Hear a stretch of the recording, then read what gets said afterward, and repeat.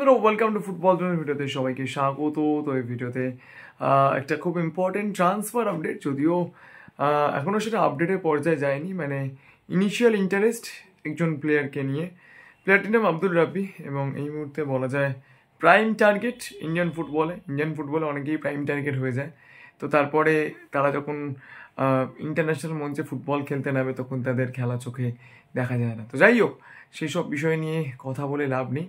তো হায়দ্রাবাদ এফসির আব্দুল রাব্বি, এই প্লেয়ারটিকে নিয়ে কিন্তু এই মুহূর্তে কলকাতার দুই প্রধান ইন্টারেস্ট কিন্তু পাওয়া যাচ্ছে। মোহনবাগান সুপার জায়ান্ট কিন্তু আব্দুল রাব্বির ব্যাপারে ইজ ভেরি মাচ ইন্টারেস্টেড।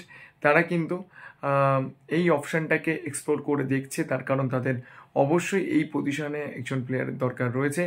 অন্যদিকে থংবই সিংটু আসার পর ইস্টবেঙ্গলও কিন্তু রাব্বির ব্যাপার নিয়ে এই মুহূর্তে ভাবনা চিন্তা করছে, তার কারণ ইস্টবেঙ্গলেরও কিন্তু ওই পজিশনে অপশানের দরকার রয়েছে। তো ইস্টবেঙ্গল মোহনবাগান দুই দলেরই কিন্তু দরকার আব্দুল রাব্বির মতো একজন প্লেয়ারের, এবং সেই জন্য কিন্তু রাব্বিকে নিয়ে বলা যায় যে সামার ট্রান্সফার উইন্ডো খুলতে চলেছে, সেখানে কিন্তু একটা মানে বড় সড়ো টানাপোড়ন কিন্তু হতে পারে।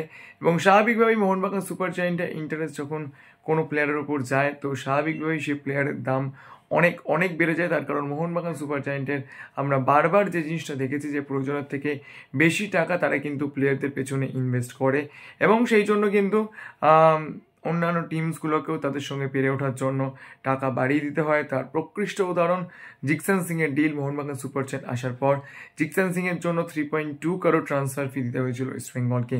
তো ইস্টবেঙ্গল কতটা রাব্বির ব্যাপারটাকে প্রপারলি দেখবে সেটাও যেরকম গুরুত্বপূর্ণ বিষয়, তার সঙ্গে সঙ্গে মোহনবাগান সুপার জায়ান্টও যেহেতু রাব্বির মতো একজনকে তাদের দলে নিতে চাইছে, তো সেই জন্যও কিন্তু বলা যায় রাব্বির ডিলটা কিন্তু একটা হট টপিক হতে চলেছে।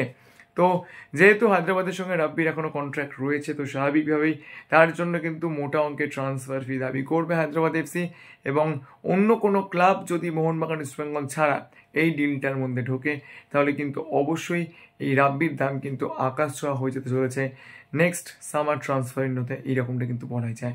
তো ভিডিওটা এই পর্যন্তই ছিল। যদি ভিডিওটা ভালো লাগে লাইক করে দিও, মনে করে চ্যানেল সাবস্ক্রাইব করতে ভুলো না, কারণ সব চ্যানেল তোমরা সাবস্ক্রাইব করে আরও ভালো কাজ করার মোটিভেশন পাওয়া যায়। তো চলো, এই পর্যন্তই দেখা হচ্ছে পরে ভিডিওতে।